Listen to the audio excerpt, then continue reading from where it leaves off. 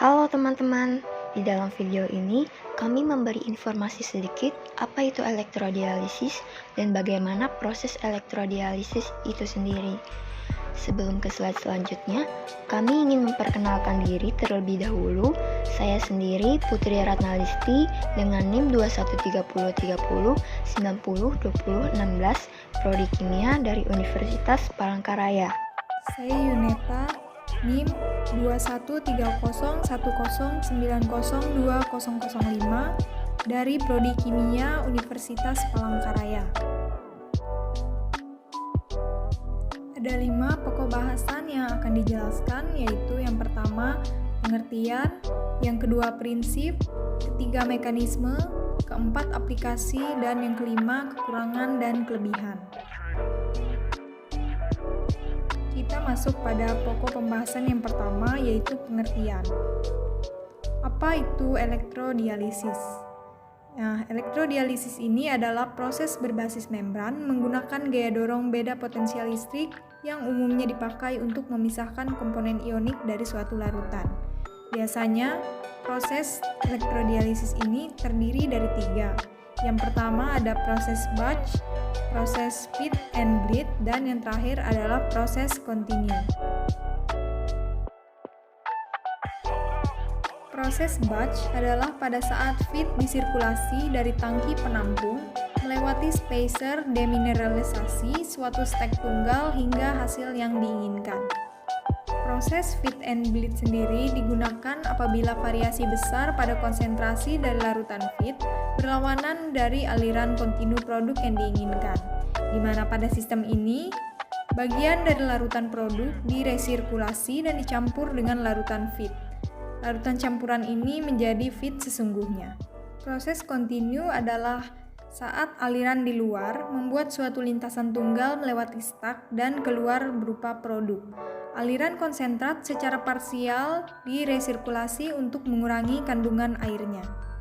Elektrodialisis dapat juga disebut sebagai proses pemisahan secara elektrokimia dengan ion-ion berpindah melintasi membran selektif anion dan kation dari larutan encer ke larutan yang lebih pekat akibat aliran arus listrik searah. Hal itu ditunjukkan pada gambar di samping berikut. Pokok bahasan yang kedua yaitu adalah prinsip. Bagaimana prinsip dari elektrodialisis ini? Prinsip proses ini adalah pemisahan ion dari larutan normal dan pengurangan mineral-mineralnya dengan menggunakan membran bermuatan dan arus listrik yang diperlukan sebagai gaya dorongnya.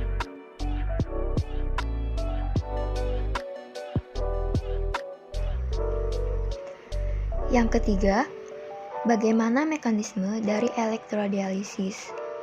Jadi, komponen dasar penyusun sel elektrodialisis ada 2 buah elektroda dan 4 buah membran penukar ion. Pada proses elektrodialisis, sel elektrodialisis ganda disusun ke dalam konfigurasi yang disebut tumpukan elektrodialisis, yaitu dengan anion bolak-balik dan membran pertukaran kation yang membentuk sel-sel elektrodialisis ganda. Di sini ada membran penukar ion sebagai jenis membran yang memblokir jenis ion jalur katalas dan sebaliknya. Pada saat meletakkan membran di inti elektrodialisis, secara efektif akan menghilangkan garam dari air. Dilihat bagaimana kation tertarik ke katoda lain yang akan bergerak dan melewati melalui membran penukar kation dan pergi dari umpan ke konsentrator. Teknik ini tidak dapat menghilangkan semua ion sehingga garam selalu tertinggal dalam pengenceran dan tidak dapat menghilangkan semua ion di dalam air.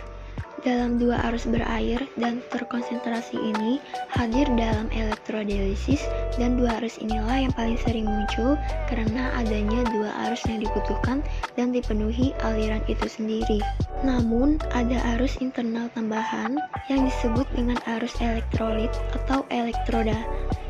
Dalam arus elektroda ini hanya bisa dalam satu keadaan, yaitu di dalam air di sekitar elektroda.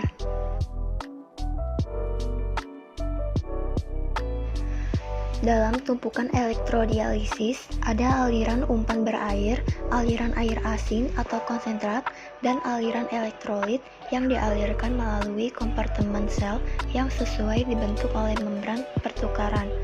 Karena adanya perbedaan potensial listrik, ion bermuatan negatif dalam aliran air akan bermigrasi ke arah muatan positif anoda, sehingga migrasi anion dan kation dari arus listrik akan mengalir antara ion katoda serta ion anoda dari konsentrasi garam dan air. Pokok pembahasan yang keempat yaitu aplikasi. Adapun contoh aplikasi elektrodialisis yang kami ambil ada 4. Yaitu yang pertama pada industri susu, yang kedua pada pabrik makanan dan minuman, yang ketiga pada teknologi pembangkit energi, dan yang keempat pada proses desalinasi. Pada industri susu, elektrodialisis diterapkan untuk mengubah, memurnikan, dan memisahkan komponen-komponen dari susu.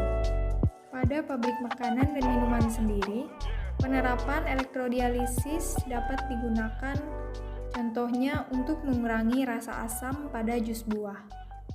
Pada teknologi pembangkit energi, telah diaplikasikan membran penukar ion seperti proton exchange membran fuel cell atau PEMFC dan alkaline fuel cell atau AFC.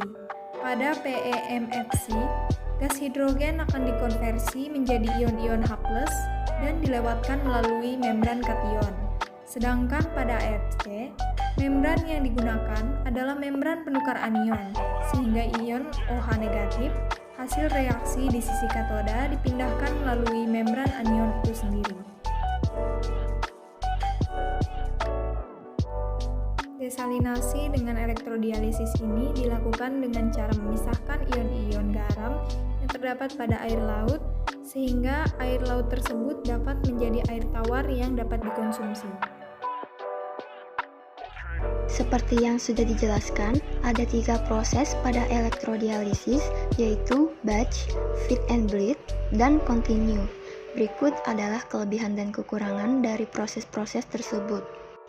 Kelebihannya yaitu laju demineralisasi tinggi, bebas fluktuasi pada komposisi feed, produksi kontinu, mudah adaptasi terhadap fluktuasi laju alir dan komposisi, kecepatan demineralisasi tinggi, konsumsi energi spesifik minimal, dan desain sederhana terhadap perpipaan dan kontrol.